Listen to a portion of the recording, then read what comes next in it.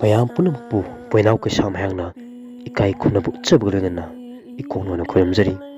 ngasi pudu lakchari badugumba hiramasi jingu maisau loremong khonang thabana takfiramba matam khonglai pautak paujangi wanthok subani hiramdi Kangla sa Mamangda Angouba Makok Kenlani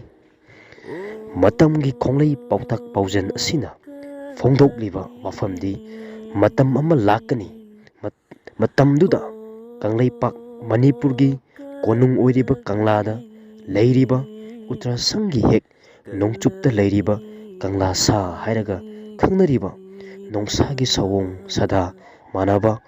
adubu machidi panba sekna saba wang chauraba saktam ani asigi mamangda Angouba kangbu hairaga khangnaba kuchu ngouba British macha sahebki makok kaklagani kelagani haibani iningthau ibungo Chandrakittina nonggakraba matungda mahakki macha ibungo singi marakta khaibung tanabagi khudong chaba lauduna matamdugi British Bharat laingaki saheb singna mathang khanba koireng Jobaraj Tikendrajitpu lona landa sinduna namduna fanaba honarkhibadagi thaudo udu thokibani matamdu iningthau Kulachandragi haktaktani Khisab lising ambu chanipan mawdadagi Khisab lising ma chanipan mawda mathoigi manungdani masana yana ningthaupham thadokhraba Surchandrana wakat khibagi khudong chaba lauduna Assamgi Chief Commissioner Mr. Quinton British Bharat Laingaki Governor General gi yathang puduna Colonel Skinna luchingba Sifai Sambri puduna Khisab lising ambuga chanipanga maudra mathoi March tang kungani thoigi ayuk pung tara tabada Imphal thonglakhi Chief Commissioner mahak March tang kunmari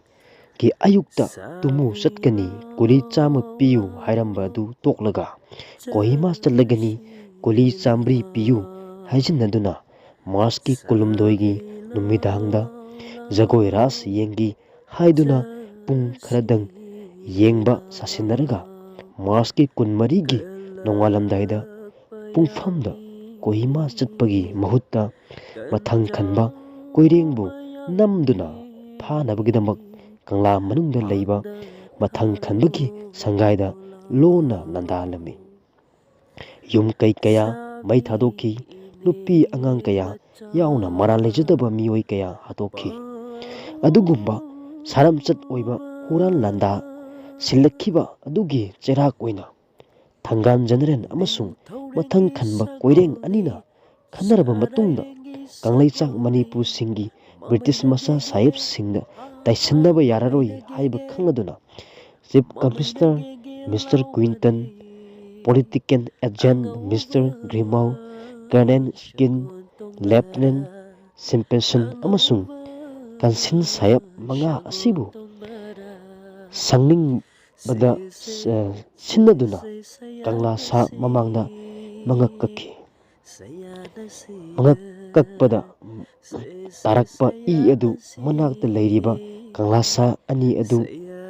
makhayat ta taisalami Angouba Sahib sangi akakpa makok sing adu Kangla sagi manak awang chingkhai oirapna leiriba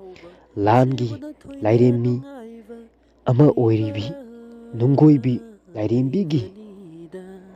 laifamda amaiva anina lalu chanduna iratki matau asumna sa Mamangda Angouba Makok Kenlani haiba matamgi khonglai puyagi pautak paujan adu sumlakhi mayam punamapu